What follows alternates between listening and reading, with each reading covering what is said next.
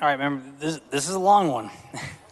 Mrs. Weiner raises a point of order against further consideration of H.R. 2007, or Rule 13, Section 9G4 of the House Rules on the grounds that the explanation of reasons that suspension of the limitation is being requested lacks the required detail.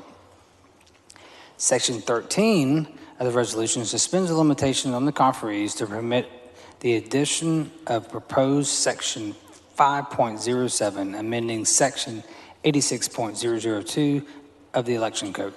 The proposed section would require a voter to enter certain personally identified information on the carrier envelope for a mail ballot. The proposed section also provides that no associating an individual voter with a ballot may be created. The resolution explanation states that the changes necessary to regulate the contents of the carrier envelope for a ballot to be voted by mail. Ms. Weiner argues that the explanation does not indicate that the record creation prohibition would also apply to the statement of residence form required under certain law to be included with a mail ballot. The rule only requires an explanation of the proposed change and not a detailed analysis of the effect of the proposed change to current law. Here, the explanation indicates the major purpose of the proposed change, and it's plain that the record creation prohibition is designated to prevent the association identifying information on the carrier envelope with the ballot. The explanation complies with the rule. Accordingly, the point of order is respectfully overruled. That's the longest one ever.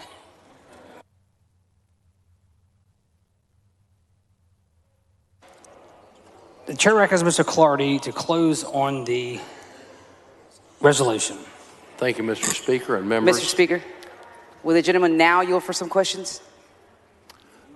Gentlemen, yield for questions. Not at this time. I think there's still important things we need to cover in the layout of the bill, but the gentleman's going to continue layout of the resolution. Mr. Speaker, is the gentleman going to allow me to ask questions before his time expires? I'm hopeful to be able to move through this, but there are several important passages that we did not get to. And again, I think it's important that the body hear the layout of the out-of-bounds resolution. So let's see if I can talk a little quicker. I think people can read.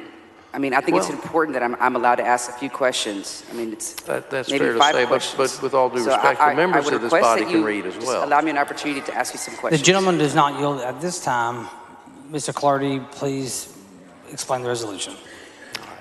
Thank you, Mr. Speaker. So I appreciate the opportunity to close on this important out-of-bounds resolution. I do want to make a couple of observations just generally about the bill. First, this is a very important bill. This has been worked on for hours and hours, literally dozens of hours from the conferees on both sides of this building, with the Senate and the House. And I do want to thank those conferees, including Ms. Collier, Representative Collier, Representative Canales. I know that we spent dozens of hours going through this bill, a lot of give and exchange. And so I know that the Representative Gonzalez wants to ask questions, but this is such an important bill. And when I look at this, there's nearly 20 full pages of out-of-bounds provisions in this bill, or in this resolution, but that's really less than of a total of a 67-page omnibus election bill. So a lot of this was done late. I don't get to control the clock, but I can assure you that the members of the committee did their absolute best, dead level best, to make sure we provided information to all members, including Representative Rose, and that we did everything that we could to make sure this was transparent, that we put all the copies out at the same time. We went through these things, and we went through these items very, very thoroughly. But again, for those members that weren't on the conference committee, that didn't serve on elections, that didn't hear some of these same bills in our committee, to hear those exact provisions, I think it's important to take the time and work my way through it. So if I return back to where we were a moment ago, and I'm looking at Section 8.04 of the bill, where we amend Section 232.008B of the Election Code, we were discussing how this affects election contests in the state of Texas, not just for general elections, but for primary elections as well. We changed these deadlines because it became obvious that there are problems in the state where contestants who want to challenge an election don't have ample time to build their case, gather the facts, and present those in a court of law. And so when you look at this, this gives you 5 more days. Yeah, I'm going to. 5 more days, challenging a primary where runoff would occur in 15 more days. So now instead of just 10 days, you have 15 days on a primary, and you have 30 days or 45 days instead of 30 on that election. Moving to Section 8.05, we create a special category of election contests based upon fraud. It makes the standard under Section 232002, makes the standard for this review a preponderance of the evidence standard. But then what the 232063 does in Section 8.05, it codifies that you do not have to have a vote harvester testify how they voted each ballot that was cast, so long as you can prove that they cast more illegal ballots than the number by which the contestant lost. Yeah. So you still have to prove fraud in all of those elements.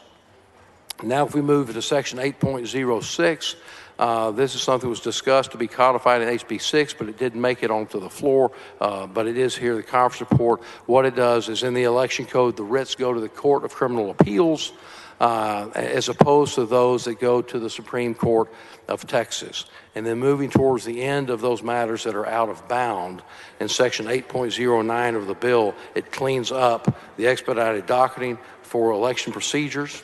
And then finally, in Section 9.02, there's a clarification of intent that we think cleans up a provision that was in the Senate version, and it requires standardization of the forms concerning felony judgments and the affirmative finding and instructions to the convicted defendant. So that completes the layout, Mr. Speaker, but at this time I'll be happy to take questions from Representative Gonzalez. Thank you. Representative Clardy, would you agree with me that H.R. 2007 has 22 substantive additions that it adds to SB 7 that were not either in the Senate or the House engrossed versions of SB 7? I'm not, let me check one thing. I had, in my count, I had 23, not 22, but I would disagree with your characterization. Many of these had been included as either parts of the House bill, but these were provisions that hadn't been talked about and had been discussed. But there were a number, yes. And of these 23 substantive changes, do you know which ones of these we actually heard in the House Elections Committee? You and I were privileged to serve on that committee, and I appreciate you being our vice chairman of that committee. I would have to go through, I'd hate to try to guess. I could probably go one by one and get pretty close, but if you have a number, it could suggest how many they were. Well, I don't have a number, but I do know that they certainly all weren't heard in our Elections Committee. So you probably wouldn't know how many of these we actually voted out of committee. It is my recollection, sir, we voted nearly everything out of the Elections Committee. Do you know how many of them never saw the light of day in the House Elections Committee? That never even received a hearing? That number I do not know. I know that there were some times we met and there was no light of day. We were there in the morning when it was dark. But if there's provisions here that we didn't, or sections of these 23 that we didn't hear, I'm unaware of that. What would you say is the purpose of the committee process? That's a very fair question. The purpose of the committee process is to allow the members of the committee to get more familiar with the elections code and to look at those areas that need to be addressed and to make the law of the state of Texas better. But most importantly, it's an opportunity for members to hear from not just us in this room who have opinions and ideas about the laws, but importantly to hear from the citizens of the state of Texas who take the time to come to testify in our committees and express their opinions. And some of those opinions we agree with, and some of those we don't. And there's some that you agree with that I agree with, and vice versa. But the opportunity of being a committee, the reason we do that, and the reason we have this exchange in public, televised for the world to see, is so we can exchange ideas about how we can make elections in Texas fairer, more open, more transparent, but also more secure and preserve the integrity, which is vital for a democratic republic to continue to exist. And I agree with you with the purpose of the committee process. But if some of these bills were never actually heard in committee, then the public never got the opportunity, nor did the committee members get the opportunity to to hear these changes or these substantive changes in 2007 that never even came before our committee, but yet were added to this final version of the bill. So people aren't having the opportunity to give testimony. We didn't have the opportunity to ask questions, to hear from witnesses, to ask questions from the AG to see how these certain provisions would be enforced. Right, and that's a fair point. But I would also say there were a lot of times we have the opportunity as individual members to visit with those witnesses and those stakeholders and those people who are elections professionals throughout the state and the folks that serve in the Secretary of State's office or in the Office of Attorney General. Yes, we've obtained that testimony from witnesses at the hearing, but we also obtain information from people outside of the hearing. And oftentimes I would challenge any member in this House to say that there were times they've served in the committee when well into the process, they realized this was an idea we should have thought of. I mean, I would like to think we're deliberate and we want to think through. We try to be diligent and capture the ideas early. But sometimes part of the process is to make us think of things that we should have thought of before. And so I certainly don't think it's appropriate for us to turn a blind eye or a blind ear to ideas that have been brought forward that are appropriate to belong in a bill like this, an omnibus bill that's designed to protect elections in Texas and be fair to all Texans. Besides the budget and in your service here, and I can't recall how many terms you've served, but I know you've been here for quite a few terms, correct? This is my fifth term that we're 2 days away from completing. Yes. So in your 5 terms of serving, and besides the budget, can you ever recall an outside of bounds resolution that was 20 pages long and made 23 changes to a bill? Actually, I can beat that. I don't see him on the floor, but I remember Representative Kemple at one time amended a bill with about 20 pages with about an 80-page amendment with going outside of bounds. But now, I'm sure that was entirely appropriate and like this bill was designed to. So you remember one other time. Well, so it doesn't happen very often, right? You know, and I don't want to pick on Representative Capriglione, who's prone to bring his third reading amendments, but, you know, the procedures allow what we're doing here to come forward with out-of-bounds amendments, and that's why we lay this out. We publish it to the members, and it's available to everyone to look at. I mean, one of the things I was wanting to address that we just got in last night, which I was unaware of, was the fiscal note on this bill that we've not been able to talk about. That is a concern, but I think it's not an irreconcilable concern. But we've pushed this information out in a very public and open way, and we have through the start of this process. Do you recall any elections bills in the past that utilized, this many outside of the bounds changes? I don't have a specific recollection. Of course, I think like you, this was my first time to serve on the elections committee. But in prior sessions, I don't remember that. But that's why I wanted to serve on this committee, and I was honored the Speaker allowed me to serve. This is an important issue for all Texans, and so the opportunity to be here, work with you, work with others, go through the process. I really do feel like we've made good changes here, both out of bounds and in the bill itself. I think that we in the House stood firm on the agreements that were made with our colleagues across the aisle before we voted on HB 6, and I think the bill as it stands is a very, very good piece of legislation. I believe it will serve the people of Texas well. Thank you, sir. Thank you. Mr. Speaker, the gentleman's time's expired. The question occurs on the adoption of H.R. 2007. This is a record vote required by the Constitution. The clerk will ring the bell.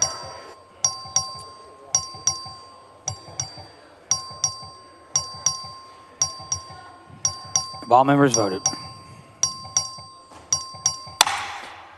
There being 79 ayes and 35 nays, the resolution is adopted.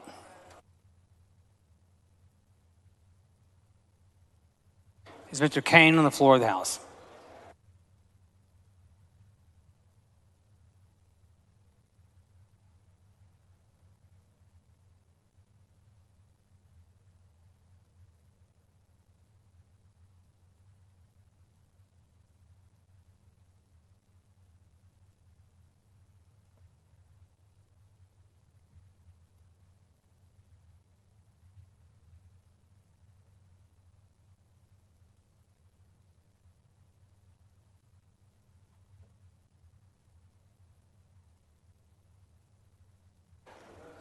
The chair recognizes Mr. Kane. Mr. Speaker, I call up the Conference Committee report on Senate Bill 7. The chair lays out the conference committee report on SB 7 and recognizes Mr. Kane to explain the report. Thank you. Mr. Speaker, members, first, I want to publicly apologize to Representative Beckley. On May 7th, this body unanimously adopted Floor Amendment 20 by Rep. Beckley, which contained her bill, House Bill 661. The language would have allowed counties like Denton and Liberty to participate in the countywide polling place program. While the policy of the amendment can hardly be said to be a priority of my party, the amendment was in every draft of the Conference Committee report. The final Legislative Council version was delivered very late on May 27th. In reviewing the final version, I noticed several things that were supposed to be there were missing. One of those things was her amendment. I gave my word to my former desk mate that I would fight to keep her amendment in the report. I still don't know what happened or why it disappeared. I'm sorry. If the governor calls us back for a special session, I'm committed to hearing and voting on your bill first. This Conference Committee report is the product of many meetings and calls between members of both parties in both chambers. The bill contained in this Conference Committee report seeks to make it easy to vote and hard to cheat. It protects every single Texas voter. Much of the provisions contained herein are designated to clarify existing law and to prevent honest mistakes from being criminalized. Article 1, Section 2 of the Texas Constitution provides that all political power is inherent in the people, and all free governments are founded on their authority and instituted for their benefit. To this end, in making our state constitution, the sovereign people of Texas delegated their lawmaking power to the legislature in relation to election laws. The legislature finds authority in Article 6, Section 4. Senate Bill 7, also known as the Election Integrity Protection Act of 2021, is made in furtherance of this constitutional authority. Section 1.03 contains legislative findings and reflects Floor Amendments 2 by Johnson of Harris, as well as Amendment 6, subsections 2 through 4 by Murr, the omnibus amendment crafted by several members of both parties, and parts of Amendment 4 by myself and Rep. Schofield in response to requests made by the NAACP. Section 1.04. Ms. Collier, for what purpose? I'd like to make sure that the gentleman will yield for questions. Not this time. I've only got so much time, and I'd like to explain to the body the differences, and I'm not going to be repeating the same things that Representative Clardy said, and we only got so much time, so I'd like to finish, please. Mr. Speaker? Yes, Ms. Collier. I move to have all the comments on the H.R. 2007, was it 9? 9, reduced to writing and placed into the journal.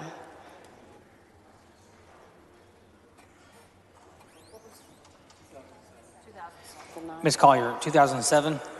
Well, the one on this, the H.R. pertaining to HR this. 2007. Yes, sir. All comments related to 2007. Members From the have heard the front and motion. back, The Mike. objection. The chair hears none, so ordered. Mr. Speaker? Ms. Collier, for what purpose? I move to have all the comments on SB 7 reduced to writing and placed into the journal. Members heard the motion. The objection. The chair hears none, so ordered. Mr. Kane does not yield at this time, but I will come back and recognize you in a moment. Mr. Thank you. Kane, proceed. Section 1.05 mandates that election officials and public officials strictly construe the election code to affect the intent of the legislature, which is found in Section 1.04, which provides that the application of this code and the conduct of elections be uniform and consistent throughout the state to reduce the likelihood of fraud in the conduct of elections, protect the secrecy of the ballot, promote voter access, and ensure that all legally cast ballots are counted. I see Representative Busey there. Due to time restrictions, I'm going to jump to Article 9 of the bill, which begins on page 61. These sections were drafted to give effect to the intent of the Floor Amendment number 7 by Representative Busey. Sections 9.01 and 9.02 are made to ensure that persons 18 years of age or older who are convicted of a felony are fully informed of the conviction's effect on their rights of suffrage. While Section 9.03 also contains a new code provision from the House version of this bill found under subsection A5, which outlaws voting in a federal election held on the same date in this state and another state, subsection C was intentionally and specifically added to clarify what some courts and local prosecutors have gotten wrong. The crime of illegal voting is intended to target those individuals who intentionally try to commit fraud in our elections by voting when they know they are not eligible to vote. It is not intended to target people who make innocent mistakes about their eligibility that are facilitated solely by being provided a provisional ballot by a judge, since federal law requires judges to give someone who isn't registered and requests to vote a ballot. To this end, this provision in the Conference Committee report says that filling out a provisional ballot affidavit is not enough to show that a person knew they were ineligible to vote. For the purposes of legislative intent, this does not actually change existing law, but rather it makes crystal clear that under current law, when an individual fills out a provisional ballot, like tens of thousands of Texans do every year, the mere fact that they filled out and signed a provisional ballot affidavit is not enough to show that an ineligible voter knew they were ineligible to vote, or that their signature on it is enough. That has always been the case. Again, no one should be prosecuted solely on the basis of filling out a provisional ballot affidavit. We also, as part of the conference committee report, discussed recommending to the Secretary of State that these disclaimers about whether or not a person should fill this out be printed larger and more clearly on provisional ballots, since we can't put our election judges in the position of asking voters questions about their status and making legal decisions. Thus, for purposes of legislative intent, we ask the Secretary of State make the relevant text on the provisional ballot affidavit larger and more conspicuous.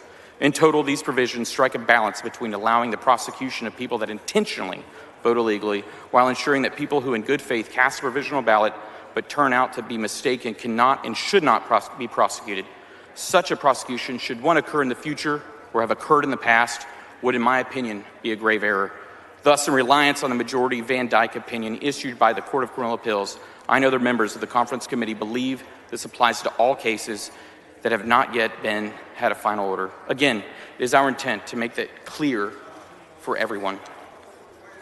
Before moving on to Article 2 of the bill, which relates to registration of voters, it should be noted that several provisions that were found in either the House or Senate versions were omitted from this report because the provisions have since passed both chambers in order, and other bills await for the governor's signature. For example, former Section 2.01, the House version ensures that all voter rolls are accurate by requiring the abstract of deceased voters to be sent to the appropriate authority within 7 days of being created, was passed by Representative Keith Bell in House Bill 1264. Another provision. Ms. Collier, for what purpose? Will the gentleman yield now? How much time? If I could finish 1 second, we'll make sure that we get you a question. Not at this time. Anyway, so Article 3 relates to the conduct and security of elections. Sections 3.01, 3.02, and 3.04 contain a floor amendment. There's Amendment 10 by Representative Menjarez, which contains House Bill 752 by Representative Israel. These provisions will save tax dollars by keeping municipalities from spending money on elections when candidates are unopposed. Sections 3.03, 3.12, 3.13 prohibit drive-through voting, which was already not a type of voting which is the law in Texas. While it's lawful for curbside, and that still is under Section 64.09, to be clear, unlike the language used by the Senate, the conference language does not outlaw the use of mobile homes or trailers for voting. Moreover, this does not outlaw things such like souls at the polls. Realizing there's time expired, I don't want to ignore you. I would like to yield for questions from Chairman Collier. Gentleman yields for questions. Thank you, Chairman Kane. Appreciate you being willing to take these questions. I want to go to page 5, line 16. Members, please take your conversations outside the rail. Okay. Please. So I was a member of the conference committee.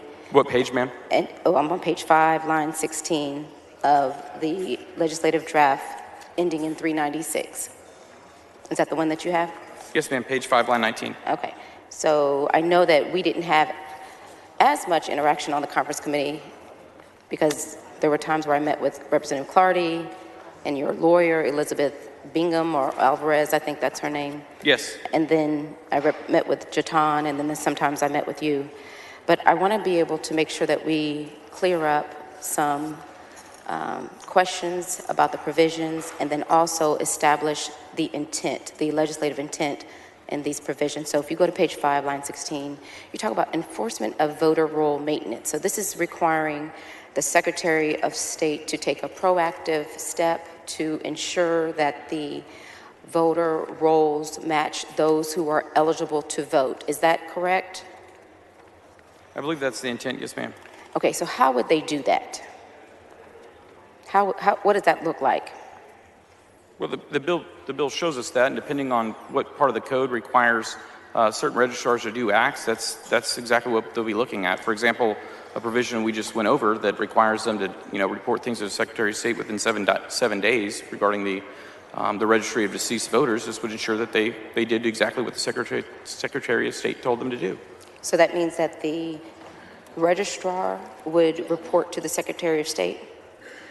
Well, yes, they would need to. Well, the Secretary of State would review those things. And in fact, one of the really, really important provisions of this section is to to require the Secretary of State adopt rules and prescribe procedures for the implementation of this section. That way there's rules to be followed and everyone kind of understands what their duties are. It would prevent the Secretary of State from just making things up. Okay, so if someone has moved in the transition period, that they're no longer in that one county. We actually helped fix that by an amendment by Representative John Turner. It's a great amendment. Yes, ma'am. Okay, so I just want to make sure that there's a opportunity to cure if there is a transition period that the person has moved, that the Secretary doesn't completely drop them off. Rather, the Secretary of State will ensure that they are registered in the county where they actually live now. Is that right? Under the code, Section 2.02 contains Representative John Turner's floor amendment. That would be amendment number 17, which would do that. It would amend Section 15.02(1) of the Election Code to require that when a registered voter moves to a new county, you might change your license or say no to a jury duty summons by indicating that you've moved. The registrar in the old county may not cancel that voter's registration until they've forwarded the registration to the voter's new county of residence. So if there's a discrepancy between what the Secretary of State's records show and the local registrar, who trumps? Which one of them prevails? Which record prevails? Under this exact section, I'm not sure of that, but I would expect that they would look and see which one's accurate and make the determination there. I'm not sure of someone trumping, but I think the goal should be accuracy. Would they contact the voter to verify? I hope they would contact the voter. That they should. But that's your intent, is that they would do that? But if that's what's needed, yes, I certainly hope they so do if that. you go to page 6, line 24, here in this provision, this is section E, if the Secretary of State determines that a voter registrar has not performed any overt actions in pursuance of compliance with the provisions identified under subsection D4, can you tell me what overt actions look like? Well, I think in determining the meaning of a word, we look to its context and understanding that the goal of this is not to punish simple mistakes or honest errors, but in realizing that an act that is overt, it is intentional, it is trying to get around the law or skirt the law, or is ignoring rules promulgated by the Secretary of State. In that event, The gentleman's time has expired. Mr. Speaker, Ms. Collier, for what purpose? I'd like to have some more time to vet this bill. I mean, literally, this is very important for all Texans. We need to have the opportunity to clarify and establish the legislative intent. And I did ask for time to ask him questions. Ms. Collier, an extension of time is not permitted under the rules. Well, how are we going to establish legislative intent? There's a lot of ambiguities in this bill, Mr. Speaker. Is there parliament inquiry? Please state your inquiry. Is there opportunity to have the bill author answer additional questions about the legislative intent and to clarify the provisions of this bill?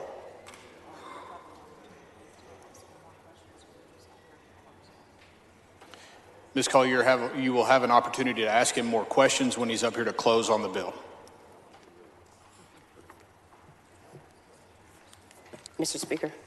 Ms. Collier, for what purpose? Parliament inquiry. Please state your inquiry. Does the time include the bill layout and the time that was made for the motions as well? Is that counted? Or did the clock stop? The clock did not stop. So the clock went on, and then the time where he said he wouldn't answer my questions, the clock continued to proceed. Twice when I asked for him to answer my questions, he said no. Yes, ma'am. The gentleman had the floor the entire time. Chair recognizes Mr. Turner of Tarrant to speak in opposition of the bill.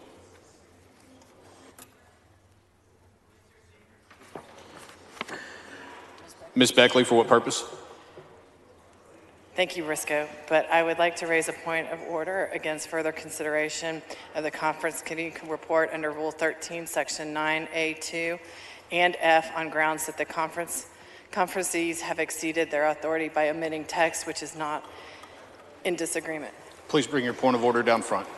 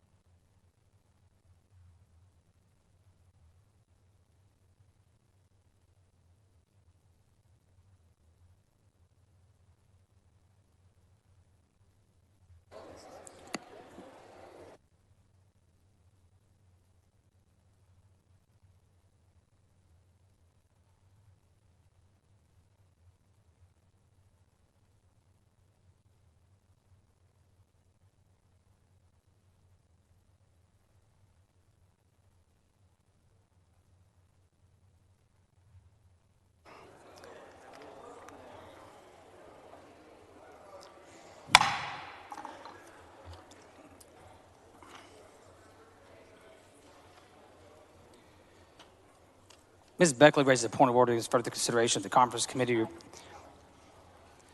on Senate Bill 7 on Rule 13, Section 9A2 of the House Rules on the grounds that the conferees exceeded those jurisdictions by omitting the text that was not in disagreement.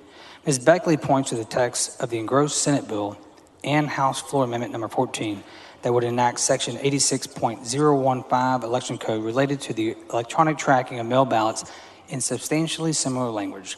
This text does not appear in the Conference Committee report. Both the Senate and House versions of the bill are in wide disagreement on the subject of election administration, including mail balloting. The conferees may omit text in the overall context of adjusting differences on a subject matter in disagreement between the two houses.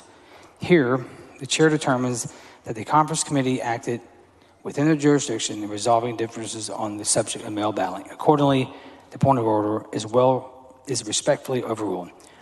The chair recognizes Mr. Jatan to speak in favor of the bill. Thank you, Mr. Speaker. I'm here to speak in favor of Senate Bill 7. Over the last 5 months, we've spent countless hours going through a lot of the legislation that was filed, exploring a lot of the different issues that have come up over the last decades when it comes to elections. We read through the Baker-Carter report of 2005. We heard the testimony from previous sessions dealing with voter ID, with mail-in ballots, with other issues that we've had with our elections over the last couple decades. And we put together what I believe is a bill that addresses many of those issues. One of the main issues that we found was issues with mail ballot harvesting. And we added legislation that would directly address that and allow the Attorney General's office to investigate and prosecute those issues.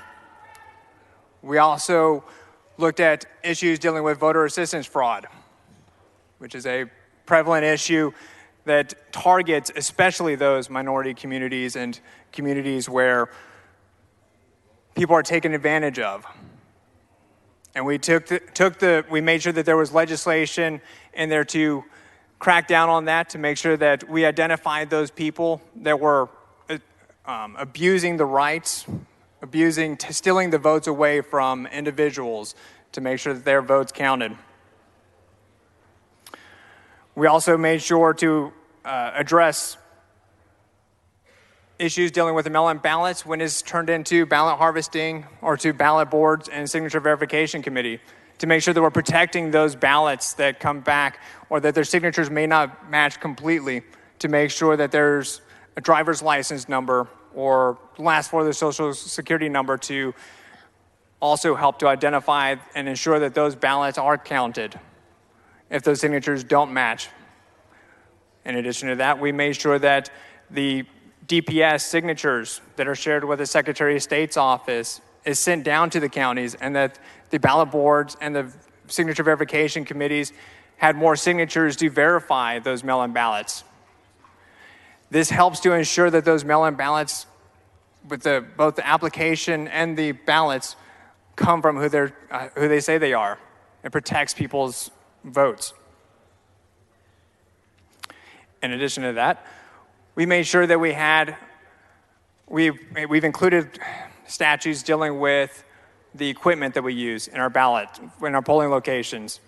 We made sure that there will be paper backups for every ballot, to ensure that if there is a need for an audit, that there is a way to audit those machines, to audit those votes.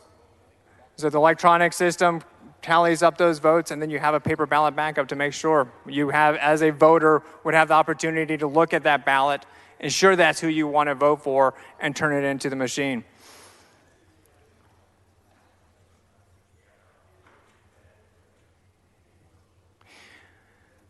In addition to that, we also made sure that during early voting and election days, we've extended the minimum hours that you could vote, and made sure that those hours were between the hours of 6 to 9 on weekdays and 1 to 7, and expanded it on Sundays as well, to make sure that, and also standardized it across the state. This is This is very important to make sure that people have equal opportunity, no matter where they are in the state, to go and vote. There should be consistency between the counties. So whether you live in Fort Bend County, Harris County, Montgomery County, Dallas County, there's predictability. The Secretary of State also has new authority to make sure that counties are able to both train, enforce, and through auditing process, and if the counties decide not to correct their voter rolls, that there is a mechanism for enforcement. This is important to make sure that our voter rolls are accurate. What currently happens is the Secretary of State will receive information from the Department of Vital Statistics dealing with where people live, where they move, and also death records. And this helps, and when you look at that information, if there's definite matches, then they're removed by the Secretary of State, and where there's not clear matches, then it's sent down to the counties.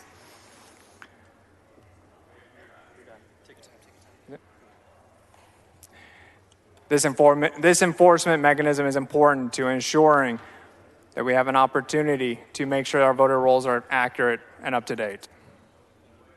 And so I would like to encourage everyone to vote in favor of Senate Bill 7.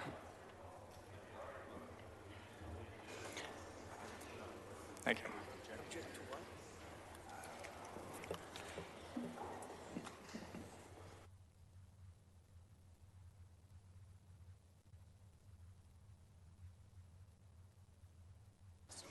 Mr. Pursuit, for a purpose. Mr. Speaker, I ask unanimous consent that the remarks of Representative Jeton on Senate Bill 7 be reduced to writing and placed in the journal.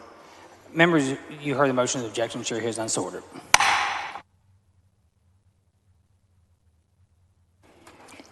Please excuse Mr. Moody because important business in the district on the motion of Mr. Turner of Dallas. Is there objection? Objection, Mr. Speaker.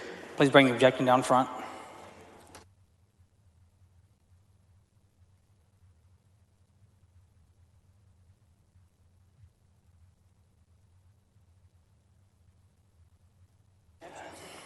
Members, there's an objection to the exclusion of Mr. Moody. Is the record vote? The clerk ring the bell.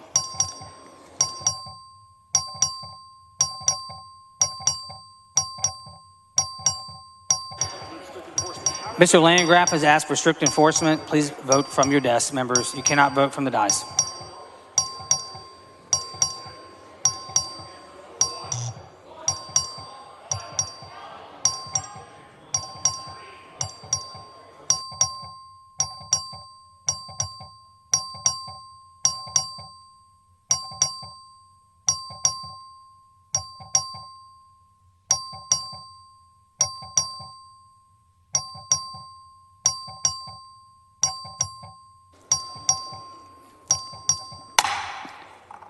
There are 86 ayes, 0 nays. The motion to excuse fails for lack of quorum.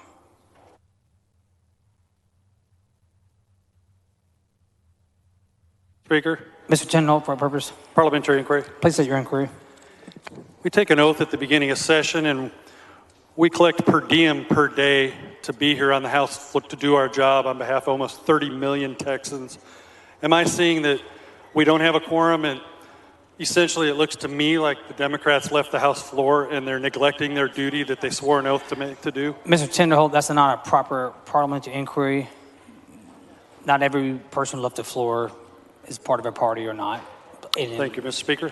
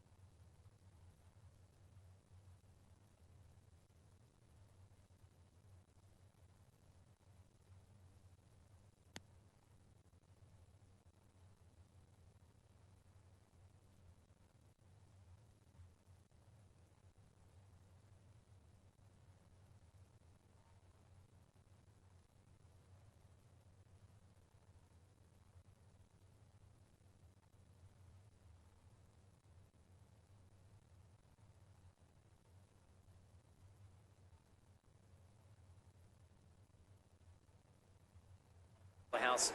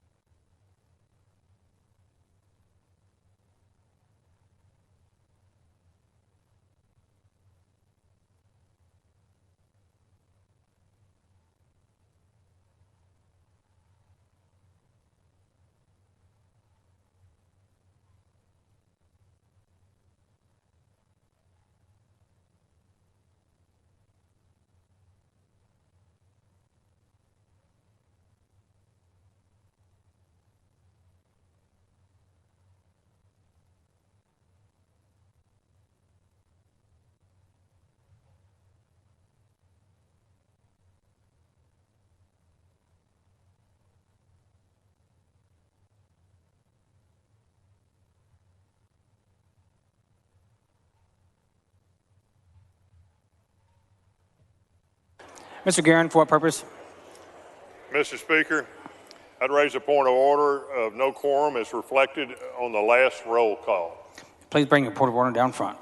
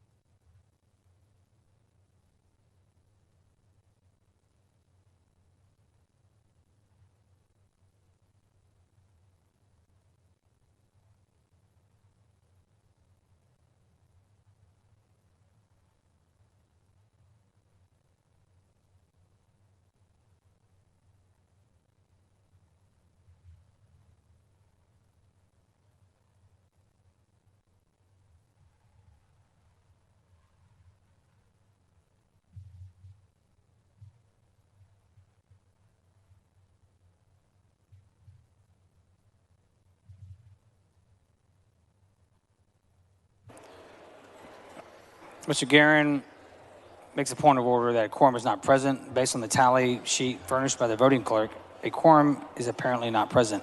The point of order is well taken and sustained.